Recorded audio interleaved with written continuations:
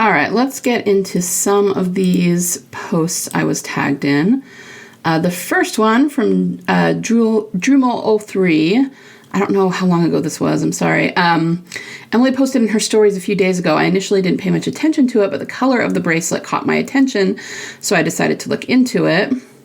She mentions that she got a new bracelet, the green one, to help with her heart chakra. When the heart chakra is open and full of energy, a person may feel loving, compassionate, empathetic, peaceful, balanced, and self-loving. However, a blocked heart chakra can manifest as the opposite of love and compassion and can lead to the feelings of physical tension or pain or being consumed by negative emotions. An overactive heart chakra, on the other hand, can have negative consequences if too much energy flows through it, such as depending too much on others. Some ways to balance the heart chakra include practicing gratitude. Keep a gratitude journal by writing down 3 things you're grateful for each day.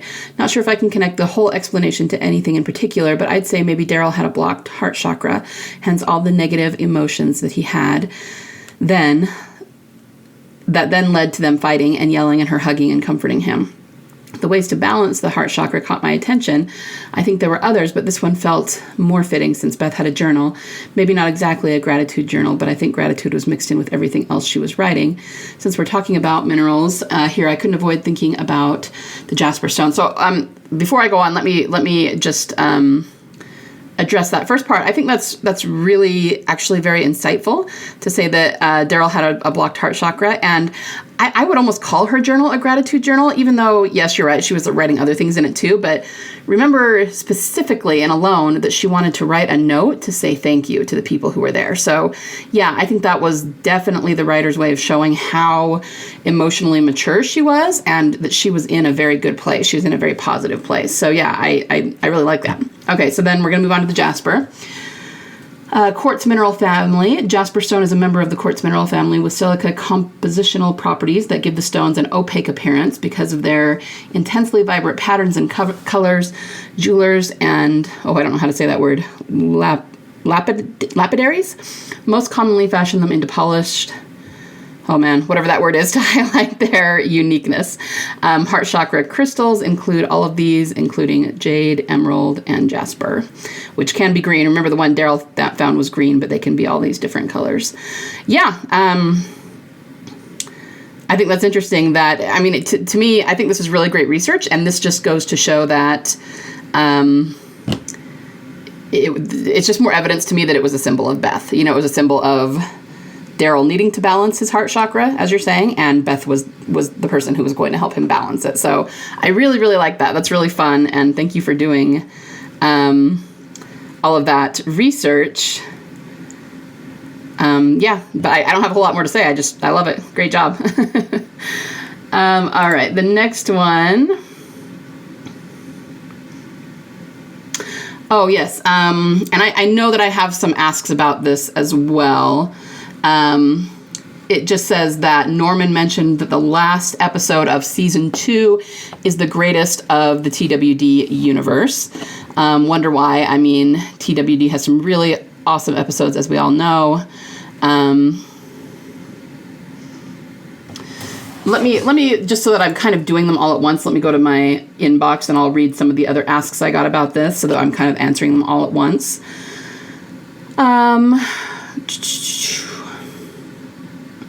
You probably already got this ask, but did you see that Norman said the last hour of Daryl Dixon season 2 is the best in TWD history? I'm sure he's biased being executive producer and all, but that's a pretty big claim that better have a pretty big payoff. Cough, cough, Beth. Yeah, and I know that I'm going to get some people saying the writers especially have used hyperbole before, and they absolutely have. Gimple definitely has. But Norman doesn't do it very often, okay? So I'm going to give you my thoughts about this in just a second, but what else? I think I had a couple of others. Okay, well, I'm not finding them now, but maybe they weren't actually in my inbox. Maybe I saw them on as comments, or let's see, maybe this is one. Yeah, this is part of a different ask, but I found a video of the leaks from the preview of Daryl Dixon 2, and Norman says Gimple may kill him, but the finale of 2 will be the best hour of TWD ever, and I just can't help but feel like he was speaking to TD.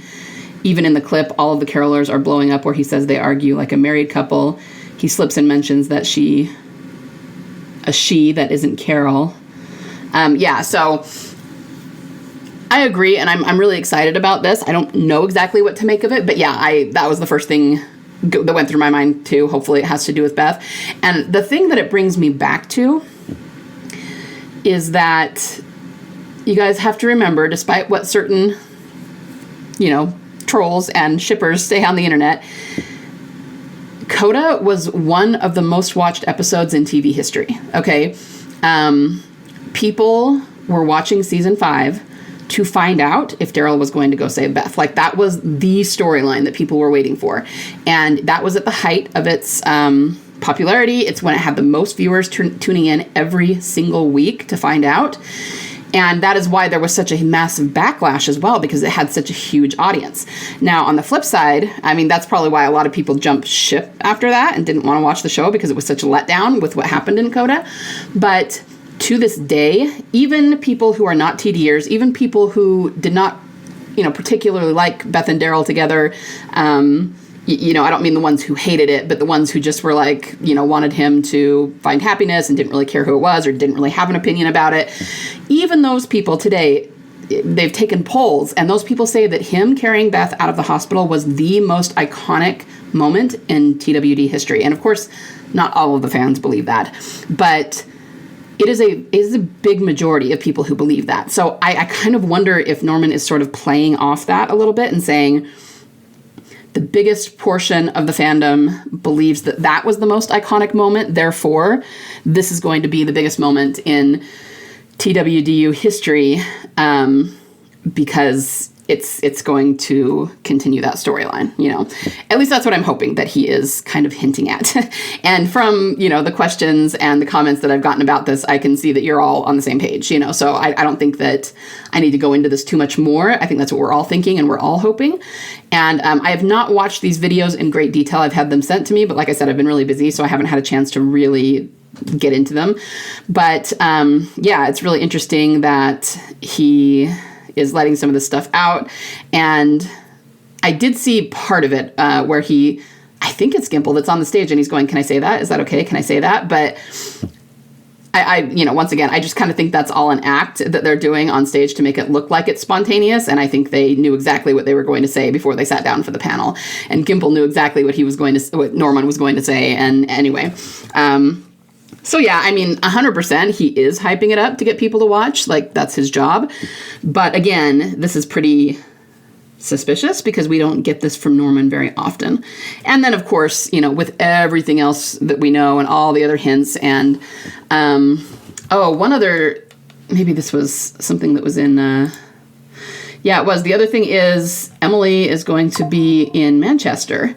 There's going to be a Comic-Con sort of thing in England, and she's going to be there. And there's actually going to be a very big lineup of previous TWD characters there. So it's obviously, let's see, Galadriel Jones found it. So like Sarah Wayne Cayley's going to be there, Seth Gilliam, David Morrissey, which is the governor, Laurie Holden, Lauren Ridloff, Kaylee Fleming, Maggie Grace, she's on Fear the Walking Dead, Sanika Martin Green, Chad Coleman, and Lenny James, and then Beth is going to be there, or Emily, I should say. So, but I mean, again, she's just, once again, she's back in the States since her little European romp, and now she's going back, excuse me, for another con that's in England. And, we just can't help but side-eye.